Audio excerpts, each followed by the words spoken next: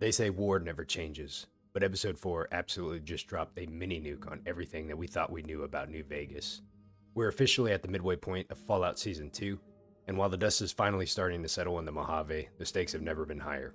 We're finally getting some of the answers to the questions that we've been asking since Season 1, but in true Fallout fashion, there is still a lot to unpack here. So let's head back into the Wasteland and break down everything that we've seen in Episode 4, The Demon in the Snow. Episode 4 first starts out with a shot here of what I immediately picked up is probably the conflict that had happened in Alaska prior to the bombs dropping in 2077. What we can see here is definitely some vertibird right here in the front and center. Off to the left part of the screen in the background, it looks like there's a flying Predwin of sorts, but we know that there's a battle ensuing here. This is pretty interesting flashback because I know what we were going to be able to see was Cooper Howard and likely his friend Charlie of what was happening. And here's a good introduction that this is the Alaskan front. So what we understand about the conflict in Alaska, which started around the 2067 time frame and lasted up until 2077.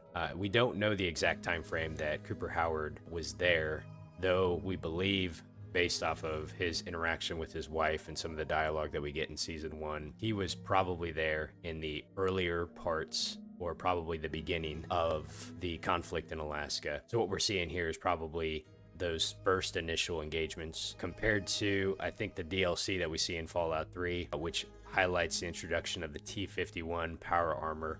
So much later in the Alaskan front, probably closer to 2077 timeframe. Right off the bat, we get an introduction of the T-45 here in the Alaskan front, and we can see this back in action. It's also a reminder of how raw this technology really was back in this time frame. Remember that the T-45 was really the first of its kind for the power armor.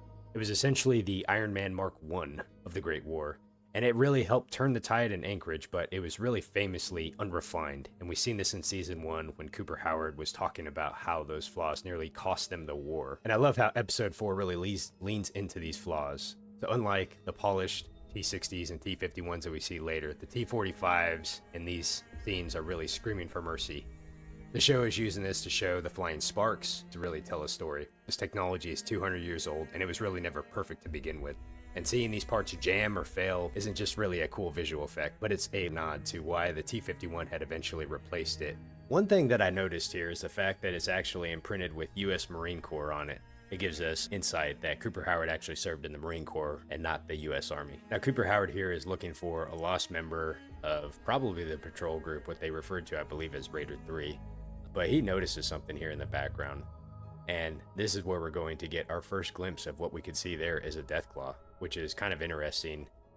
He's being shot up here by some Chinese soldiers, and he's going to fall down. So now as Cooper Howard got into a quick skirmish with these Chinese soldiers that had exposed his vulnerabilities in his suit, knocking him to the ground, the Deathclaw came in and killed all of them, and comes right up to Cooper Howard, but stops short of actually killing him. So it's interesting that this did not happen, and this is our first introduction to the Fallout TV series with the Deathclaw. What we did learn from some of the lore in the video games, Deathclaws were built as a means to possibly replace frontline infantry soldiers. We know from the lore connections that this is highly probable that there could have been Deathclaws here in Alaska on the front, but there was nothing else really kind of indicating this. So this is the first mention of Deathclaws being here in Alaska, as opposed to just something theoretical or something that was built as an experiment. And here's a good shot of this Deathclaw leaving Cooper Howard alone there on the ground, and then walking back into what we assume to be continuing its mission. The show opens up with Maximus and the Brotherhood of Steel. This is right after he had killed Xander Harkness of the Commonwealth chapter, or what we believe he was part of the Commonwealth chapter. And he's here with Thaddeus. And what Maximus ultimately does is he tries to convince Thaddeus that he needs to take his place and come with him back to make sure that Maximus can accomplish a task that he is thinking up in his mind right now. And here's Thaddeus trying to convince Maxis that this is not a good idea. He's saying, just look at me. I am not welcome back. This is not going to work out. And Maximus convinces him to just wear the power armor suit just to hide and pretend to be Xander Harkness. Okay, so really quickly, the location where they are at, or where they had found them, this shot right here, on the right-hand side, we can see the Sunset Sarsaparilla bottling location, which is a location in Fallout New Vegas. But off to the left, you can actually see part of the strip here. So I believe this to be the location that's actually in the Fallout New Vegas video game. This was kind of a neat little data point that we had seen based off the visual cues that we're getting from where this is at in relation to the location of the strip. And here we have Lucy. She has awoken back up, and we can tell that she's looking obviously a lot better than what she did compared to the last episode, where she looked very fatigued and dehydrated. But now she looks like she is completely recovered. And here we see why. Lucy has been hooked up to an IV of Buffout, which we know in the games give a strength boost, but it also helps boost total health and stamina. And so here's a shot just to see where exactly the ghoul had taken Lucy to. He brought her back to the NCR Ranger encampment to be able to get that healing to recover. Now, the NCR Rangers had tried to convince Lucy to stay and help out, but Lucy really was insistent upon wanting to get back to her mission. The NCR Rangers were talking about the person who had bombed Shady Sands, and Lucy was trying to be very dismissive about that. She did not want to give insight into the fact that that was her dad, Hank McClain, that had committed those atrocities. So she said she was going to leave. But before she did, the NCR Rangers had said, well, you might as well take some of these weapons because we're not going to be able to take them with us, and comes and opens up a crate, a big spread of different weapons here. And we could see a couple that we recognize from the games. A lot of these are probably them. The episode now returns us to Vault 33 to give us insight in what's been happening. So the support group here is having a party, and a lot of them are talking about the fact that they no longer have any water and they need some more. What we know from season 1 is that the water trip here was actually destroyed, and they only had about 2 months left of water. So it's kind of interesting how much water is actually being used here. And this will probably have some consequences later on. And we can see this here, the resource scarcity of the water. We can see how they're trying to water plants, crops, the state of everything that is in based off of the water shortage that they have due to that water chip failing. And we have Betty here, the Vault 33 overseer, really explaining that they can't be abusing water, that they need to be conserving it. But Reg really just kind of dismisses this and explains, well, I submitted the memo and the paperwork basically to have my support group and all the supplies that were entitled. So he kind of dismisses the concerns that they're having right now and just kind of goes on getting his water. So one of the things I thought this episode did really good that was really funny later on, they are giving classic symptoms of addiction. Now, when I've played many of the Fallout games, I rarely ever use any of the chems in there. So my characters have never really had to go through that addiction, but this is a clear nod to actually the effects that you have from the withdrawal from the drugs in the games. So the ghoul is recognizing the classic symptoms of addiction here, and he tells Lucy exactly what is happening, and Lucy, very dismissive at first, can't imagine that she herself is being addicted. The ghoul explains to her there's 2 options, really: to let it run its course, which takes 3 to 4 days, or more drugs, which he gives her more drugs. So as Lucy and the ghoul are heading back to New Vegas, here's a really good shot of the strip, and one of the first things that I noticed is kind of how run down it looked. So we don't know for sure the state of the strip, where they're currently at right now, but I think that this was foretelling the state of the affairs in New Vegas and what is going to come later in the episode. The show then brings us back to the Brotherhood of Steel, with Maximus now returning with Thaddeus, who's wearing the power armor, pretending to be Xander Harkness. Maximus begins talking with Dane and explains everything that happened with the fact that he killed Xander Harkness. Dane explains that Quintus is looking for him and is very upset, and then Maximus explaining that he's planning to kill Quintus. Following the engagement there with the Brotherhood of Steel, the show now pivots back to what's happening with Vault 31. It's very interesting because we get a sense of what's happened since they've left Vault 31. Some of the dialogue encounters here highlight what level they were before they went into the vault. Some were interns, others were mid-level managers. This lady here explained that she was only an intern for a matter of a week, so she was heading to her interview. So it's very clear that the people that they selected for Vault 31 were not all like the Hank McClain mid-level managers. Now this character here starts talking to Norm and asking him if they should be ready for phase 2. Norm kind of plays it off, but doesn't necessarily know exactly what it is. This character here explains that he was a assistant manager to Bud Askins, and they overheard the experiment, the phase 2 portion of it. Now Norm very much playing it off to not be completely confused, but obviously he's confused.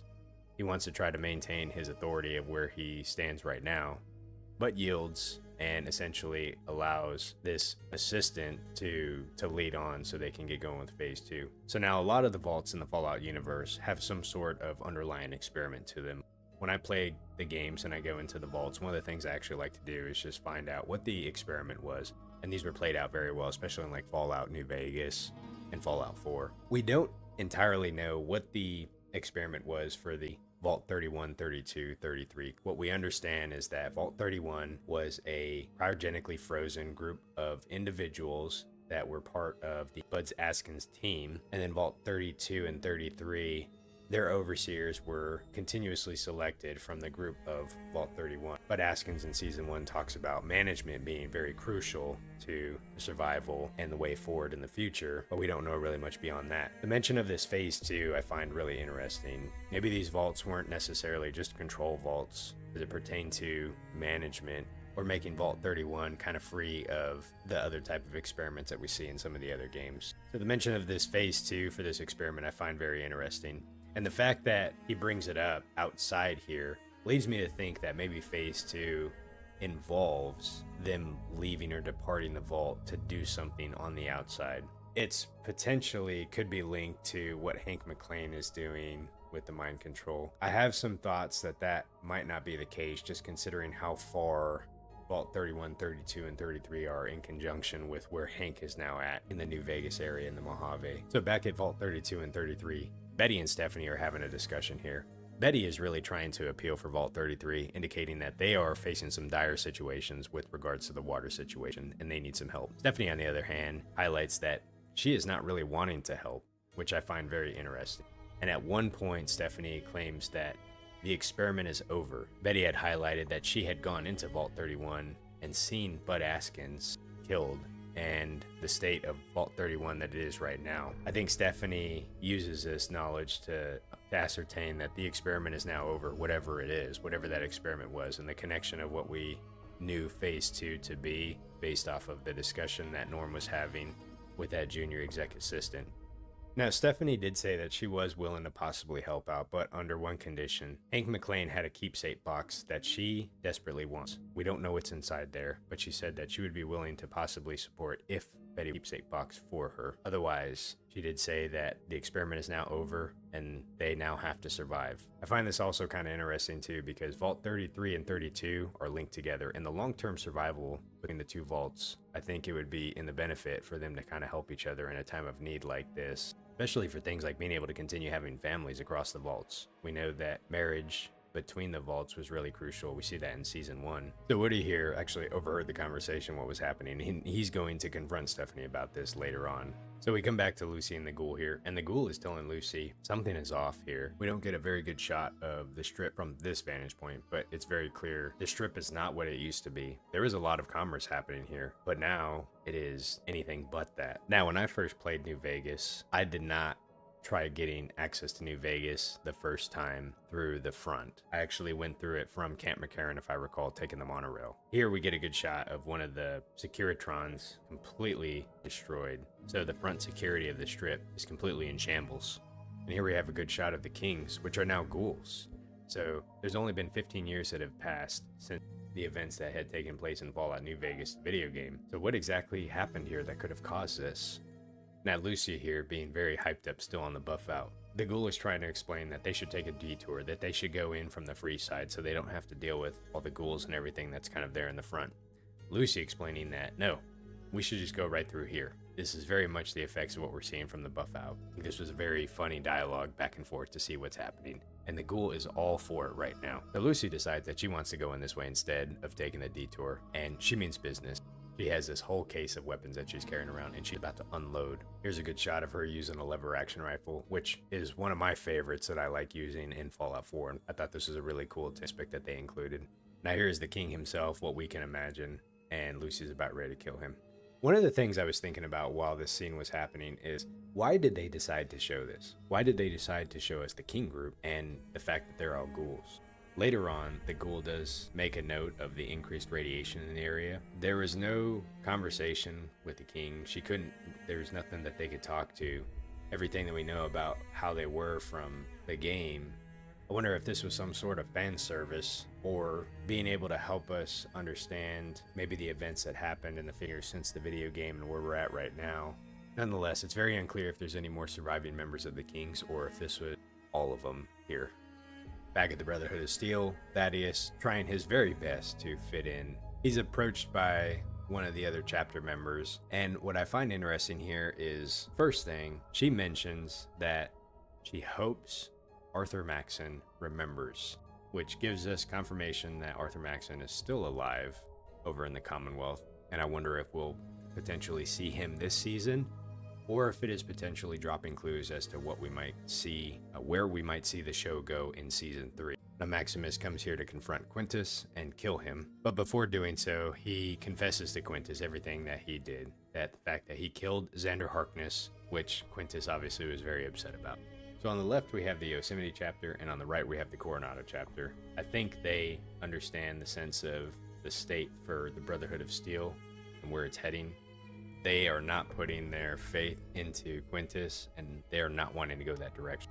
So I think they are wanting to talk to the emissary to see if they can potentially make a bargain or a deal to safeguard their chapter. While all this is going on, Dane comes here to go steal the Cold Fusion. And I find this very interesting.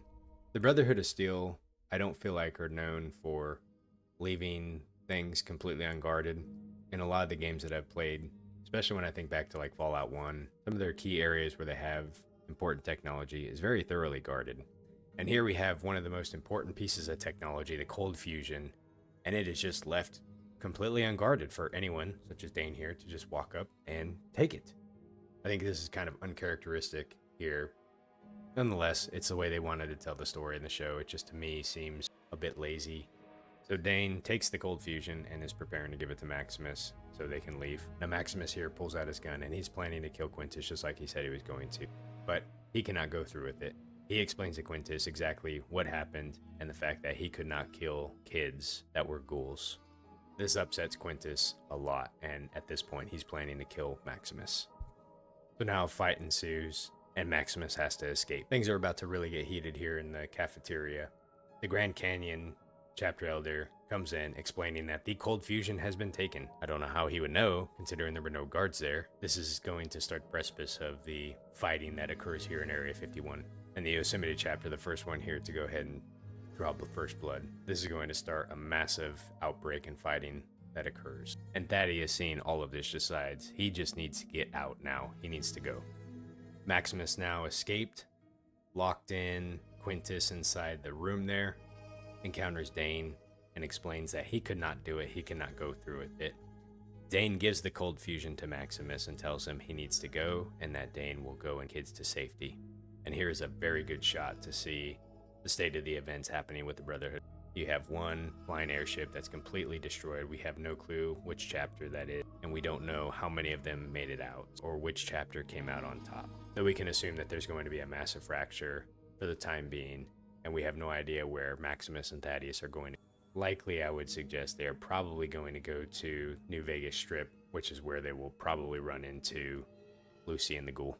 And the show just pivot backs to Vault 32 here with Woody confronting Stephanie about the information, and that he overheard her talking about the experiment, and that Stephanie here broke the rules by holding a meeting with the Vault 33 overseer. And Stephanie, not wanting to get herself in trouble, pretty much just acknowledges and says, "Thank you for giving this to me. I will file a report." And just leaves it at that. Now Chet overhears everything going on in the background. He keeps quiet. He's not really one to kind of stand up. It's interesting, but he's taking in all the information. And we've seen him folding clothes earlier. And while he's folding these clothes and he's putting them away, he notices something. He finds a hidden area under the sock drawer, which has a wallet and a ID card that Chet realizes is not from the vault. Now, the only person that had the knowledge of what was going on was Norm, and he got that when he was in Vault 31. Chet did not have the same knowledge that Norm did, so he doesn't know everything about the pre-war situation with all the people that were in Vault 31. But what Chet finds here is a gold nugget, because it gives him the information that Stephanie is not who she claims to be, and that she is in fact probably from the war time frame. What he's going to do with this information going down the road, that's a little bit unclear. I think he will talk more with Woody about this, and he will probably show it, but it's unclear how this is going to unfold in Vault 32 or Vault 33. Potentially, Woody might be able to use it when confront with Betty. So this is going to be a very interesting plot point to be able to follow and see what happens going forward. And here we come back to the strip. All the lights are on, but nobody's home. Lucy and the Ghoul find this place absolutely deserted. which I find very interesting, as we talked about earlier, the fact that just 15 years ago, this was a very bustling, brawling city, the 4 casinos. I really love the attention to detail that they put into developing this set. You have the Gamora, the Lucky 38, the Ultra Lux. It was very neat to see this. Now, the first time I played Fallout New Vegas was in 2024, but I'm sure for a lot of other fans, being able to see the way that they replicated this set was very neat to see. And there's a good shot of the tops there in the background as well. And speaking of the strip, if you hadn't happened to catch the flickering neon sign back there in the background for Vault 21, if you haven't played New Vegas, you might think that maybe this is just another casino, but this is actually one of the more unique vaults in the history for Vault-Tec. It was an experiment that was simply designed to be total anarchy through gambling. There was every dispute for what was dinner, who leads the vault, what was settled with a game of blackjack. It's the ultimate irony for episode 4 in a show where everyone is desperately trying to control the future. But Vault 21 was one of the only places that actually left it all to chance. So the ghoul is absolutely stunned about what's happening, and he even mentions the fact that there is a lot of radiation here. Now, the way he said that, it's unclear if he can detect it or if he's just guessing that radiation could have done this. The fact that we've seen the state of the kings and that they're all ghouls, to me leads that the ghoul here knows that there has been radiation, although we're uncertain what could have caused that. But he does hear something a little bit more concerned at this moment. And Lucy at first saying that they got this, they'll be able to deal with it. You get a first glimpse here of what's hiding behind this door. So if the season 1 finale was just the appetizer, episode 4 in season 2 just served us with the main course, and it has horns. So we finally get our first full-speed live-action look at it, and let me tell you, this was worth it. Ever since that we seen that skull in the Mojave dust, the showrunners had clearly knew that they couldn't just give us a guy in a suit, but they had to be able to capture the sheer physics-defying terror of the Wasteland's apex predator. And man, did they nail it in this reveal. What was so effective here is just how they lead into the horror of it all. And here we have a very good face shot of the Deathclaw. This is a really visceral reminder that these things are not just monsters, but they were pre-war biological weapons.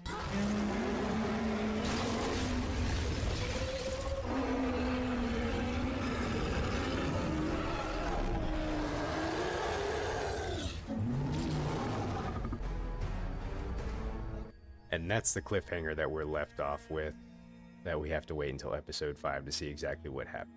Now, I know there's been some speculation about potentially intelligent Deathclaws. My own playthrough that I'm playing right now for Fallout 2, that was my first interaction with intelligent speaking Deathclaws. I don't think there's been any other games with intelligent speaking Deathclaws. Though we know in some of the games we do see indications of the Enclave being able to control the Deathclaws. So it's very unclear why it's here. How did it get here? Why was it in the casino? Is it a trap? So now as the screen fades to black and the credits start to roll, the show leaves us with one final haunting image. It was the skeletal remains of Camp McCarran.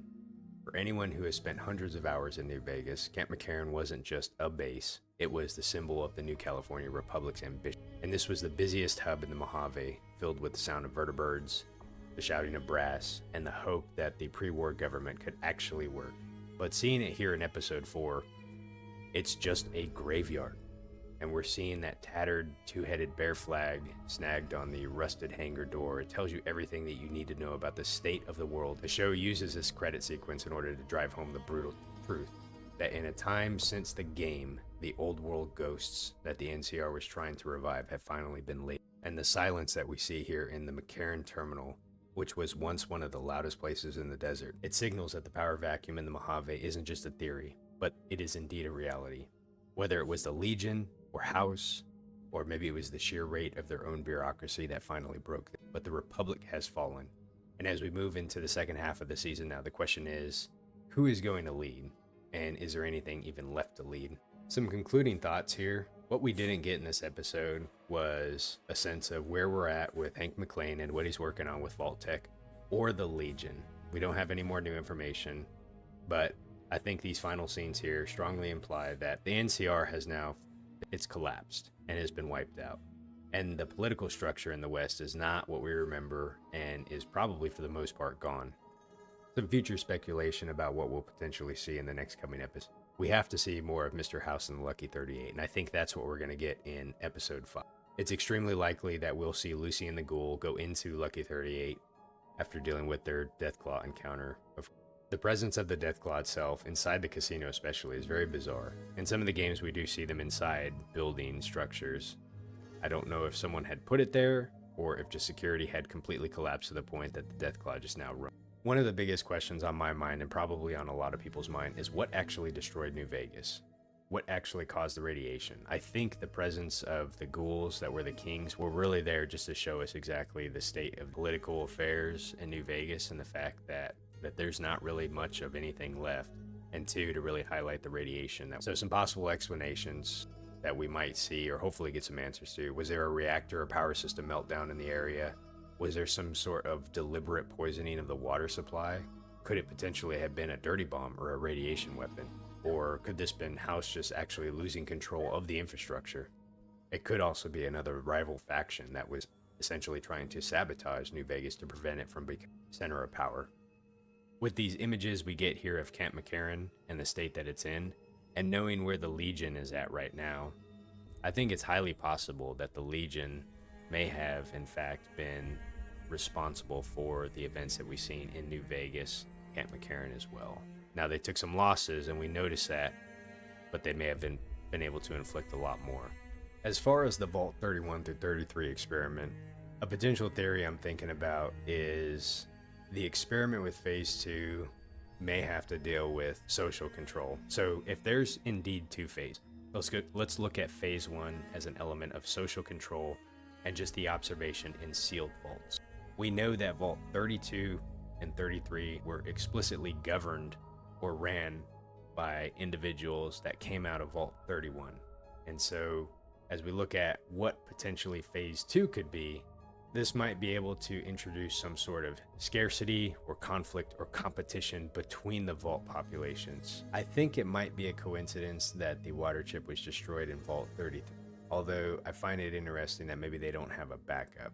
I'm uncertain that it was a situation generated to introduce scarcity or conflict, though we're potentially seeing that right now between Vault 32 and 33 with Betty and Stephanie.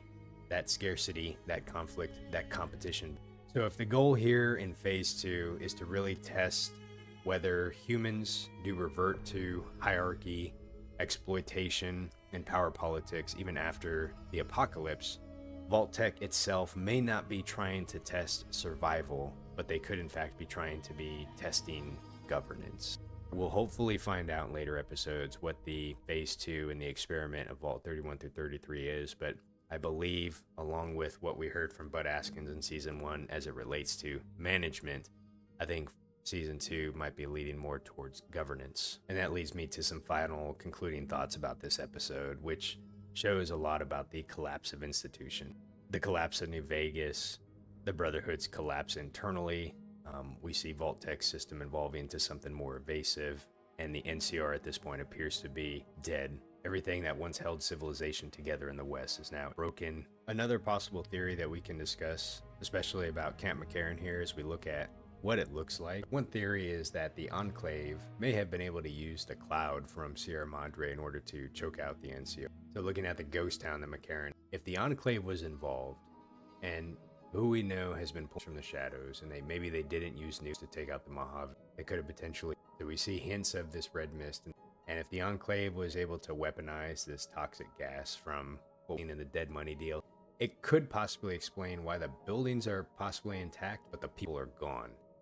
This could be seen as the ultimate clean takeover when they waited for the NCR to kind of choke, and now that they're moving in to reclaim the Strip. We haven't seen many indications about the Enclave being involved, but if indeed it is, in fact, the Enclave's involvement here in the Strip, I think it would be very interesting to see in the next half of the season some more indications that we could potentially see some Enclave involvement.